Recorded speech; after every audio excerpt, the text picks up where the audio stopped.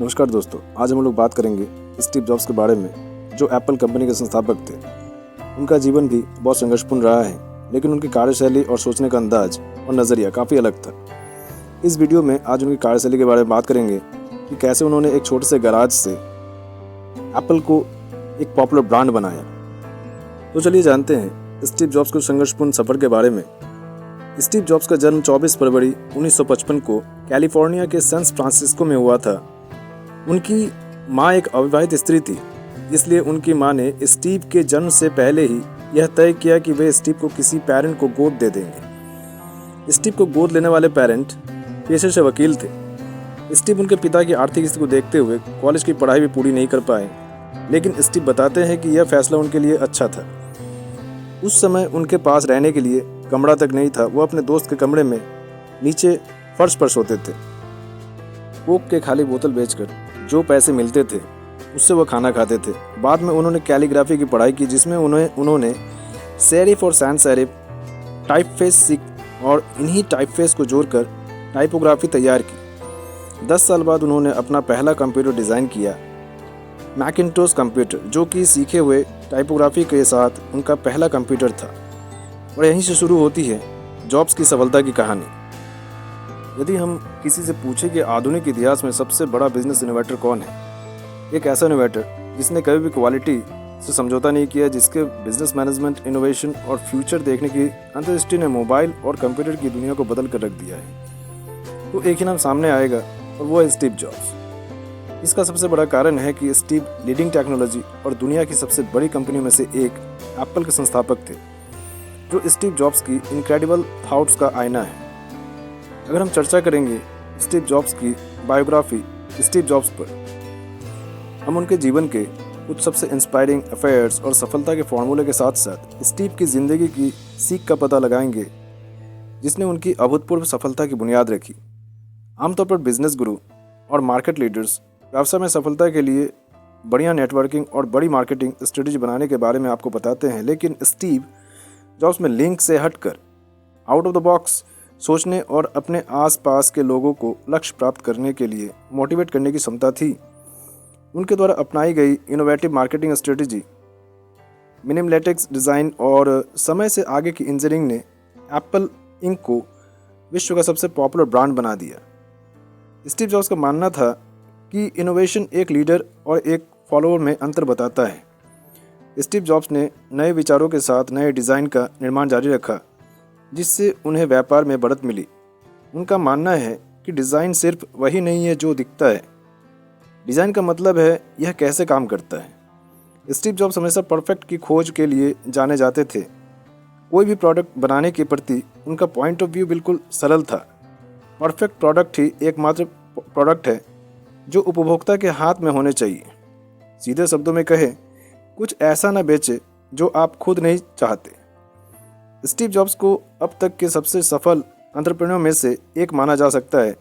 वह आम लोगों के लिए तकनीक के माध्यम से दुनिया बदलना चाहते थे। उनका कहना है कि अलग और बेहतरीन प्रोडक्ट बनाने के लिए हमेशा याद रखें कि आप अपने लक्ष्य को कैसे हासिल कर रहे हो। हमेशा आगे बढ़ने के लिए अवसरों को ढूंढते रहो ताकि स्वयं का निर्माण कर सकूं।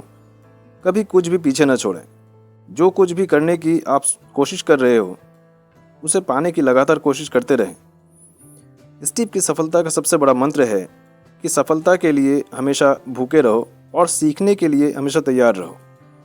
नई चीज़ों को आजमाने के लिए तत्पर रहे या अपने कंफर्ट जोन से बाहर निकलने के लिए तैयार रहें। यह हमें सिखाता है कि कभी भी बड़े और बेहतर लक्ष्यों का पीछा करना बंद न करें। हम में से बहुत से लोग एक आरामदायक जीवन, अच्छी तनख्वाह के आदी हो जाते हैं और एक जैसे रूटीन के बीच अपनी मूल प्रेरणा खो देते हैं। जब स्टीव जॉब्स को उनकी कंपनी से निकाल दिया गया था, तो उन्हें इतना मुआवजा मिला था कि वे एक धनवान व्यक्ति के रूप में सेवानिवृत्त हो सकते थे, लेकिन उन्होंने अपने इनोवेशन जारी रखे और अपने कुछ दोस्तों के साथ नेक्स्ट इंक की स्थापना की। स्टीव जॉब्स की सफलता का श्रेय उनके द्वारा सीखे गए जीवन पाठ को दिया जा सकता है, जिसमें प्रतिकूल परिस्थितियों को दूर करने और कठिनाई में जुनून खोजने के तरीके शामिल हैं। 1985 में एप्पल के डायरेक्टर बोर्ड के अंदर अन्य हाई प्रोफाइल हस्तियों के साथ कई असहमतियों के बाद स्टीव ने एप्पल में अपना इस्तीफा सौंप दिया। जिस कंपनी को उन्होंने बनाया, इस मुकाम तक पहुंचाया, उसी से उन्हें हटना पड़ा। उस समय सभी का यही मानना था कि स्टीव जॉब्स का अंत निकट है और ऐसा लग रहा था कि अब उनका करियर लगभग समाप्त है। इसके बाद 5 सालों में स्टीव ने एक नई कंपनी तैयार की नेक्स्ट नाम से, और इसके बाद एक और कंपनी पिक्सर नाम से। पिक्सर ने दुनिया की पहली computer animated feature film toy story बनाई। आज इस स्टूडियो को दुनिया का बेहतरीन एनिमेशन स्टूडियो माना जाता है। लेकिन 10 साल में ही उनकी सोच के बिना एप्पल बंद होने के कगार पर पहुंच गई और एप्पल बोर्ड ने स्टीव को वापस लाने का फैसला लिया। और स्टीव एक बार फिर एक दशक के बाद फिर से लौट आए थे। 1997 में एप्पल द्वारा नेक्स्ट के अधिग्रहण के बाद जॉब्स एप्पल के सीईओ बने। उन्होंने 1997 में थिंक डिफरेंट विज्ञापन अभियान के साथ iMac, iTunes store, Apple store, iPod, iPhone, app store के लिए वैल्यूएबल प्रोडक्ट की एक सीरीज विकसित करने के लिए डिज़ाइनर जॉनी ईवे के साथ मिलकर काम किया। थिंक डिफरेंट एडवर्टाइजिंग कैंपेन को आज भी बिजनेस स्कूल्स में केस स्टडी के तौर पर बताया जाता है कि कैसे उन्होंने विपरीत परिस्थितियों पर विजय प्राप्त की और निरंतर सफलता प्राप्त की। उन्होंने साबित किया कि सफलता भी प्रोडक्टिव होती है और उससे सबक लेकर सफलता पाना संभव है। यह बिल्कुल ऐसा है जिसे हम सभी अपना सकते हैं। आज बिजनेस की हाई कंपटीशन में शिखर पर बने रहना सबसे मुश्किल काम है। एक बार सफल प्रोडक्ट बनाने के बाद हमें उसे और बेहतर के लिए सोचना और काम करते रहना चाहिए। इसका सबसे बड़ा उदाहरण है कि कैसे एप्पल ने अपनी सभी प्रतिस्पर्धियों को पछाड़ते हुए शिखर पर बने रहने के लिए संघर्ष किया। स्टीव ने पहला आईफोन 2007 में जारी किया था और उस समय इसे OS 1.0 सॉफ्टवेयर के साथ फ़ोन उद्योग में एक माइलस्टोन माना जाता था। वहाँ से कंपनी ने हर साल कम से कम एक नया फ़ोन लाने के लक्ष्य पर ध्यान दिया। लगातार इनोवेशन करना और अपनी क्षमताओं की सीमाओं को आगे बढ़ाना एक मंत्र है जो एप्पल ने स्टीव की मृत्यु के बाद भी जारी रखा। और न केवल आईफोन्स की कई जनरेशन को जारी किया, बल्कि नए आईपॉड्स, आईमैक्स, आईपैड्स, यहाँ तक कि आई वॉच को भी अपडेट करते रहे।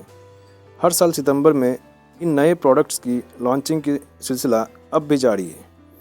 स्टीव का एक और सबक है कि आप जो करते हैं उसके बारे में पैशनेट रहें, और यह एक ऐसी चीज़ है जिसने एप्पल को सर्वश्रेष्ठ बनाया।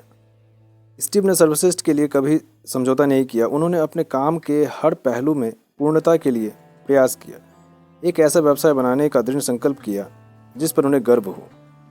अपने गैरेज के कंप्यूटर के साथ करियर की शुरुआत से लेकर एक कंपनी की सह स्थापना तक जिसकी कीमत आज $200 बिलियन से भी अधिक है, स्टीव ने एप्पल को सर्वश्रेष्ठ बनाने के लिए हर दिन बहुत मेहनत की। यहाँ तक कि 2011 में अपनी मृत्यु के एक दिन पहले तक उन्होंने कंपनी के लिए काम किया, जो कि उनके अटूट समर्पण को दिखाता है। उनका मानना था कि उच्च गुणवत्ता के लिए आप जो काम कर रहे हैं उसकी परवाह करना महत्वपूर्ण है। उन्होंने अपनी बायोग्राफी में बताया है कि उन्हें परफेक्शन की सीख अपने पिता से मिली। स्टीव बताते हैं कि मेरे पिता सही काम करना पसंद करते थे। उन्होंने उन हिस्सों के लुक की परवाह की जिन्हें आप नहीं देख सकते थे। एप्पल के किसी भी प्रोडक्ट में स्टीव जॉब्स के पिता की यह सीख देखी जा सकती है। अपने अंतिम दिनों में कैंसर का पता चलने पर उन्होंने अपनी मृत्यु पर विचार करते हुए बेहद महत्वपूर्ण सीख दी। The people who are crazy enough to think they can change the world are the ones who do. उन्होंने कहा था कि जो लोग पागलपन की हद तक मानते हैं कि वे दुनिया को बदल सकते हैं, वे ऐसा कर सकते हैं। ध्यान रखिए, आपके पास समय सीमित है, इसलिए इसे किसी और का जीवन जीने में बर्बाद ना करें।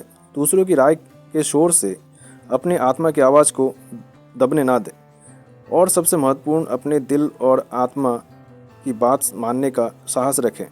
जॉब्स को 2003 में पैनक्रियाटिक न्यूरो एंडोक्राइन कैंसर का पता चला था। 5 अक्टूबर 2011 को 56 वर्ष की आयु में उनकी मृत्यु हो गई।